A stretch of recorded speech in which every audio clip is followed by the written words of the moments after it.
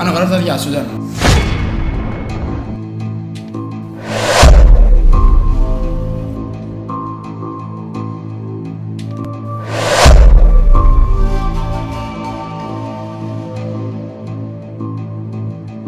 قامت بوضعه وياهو انت عارفة الشارع بالنسبة للشباب صعب كيف. انت يا عادل منو دي اخوه منه اخبار؟ اسمعني، عادل ده اتأخر كده ماله؟ فات لي منه جاي علينا.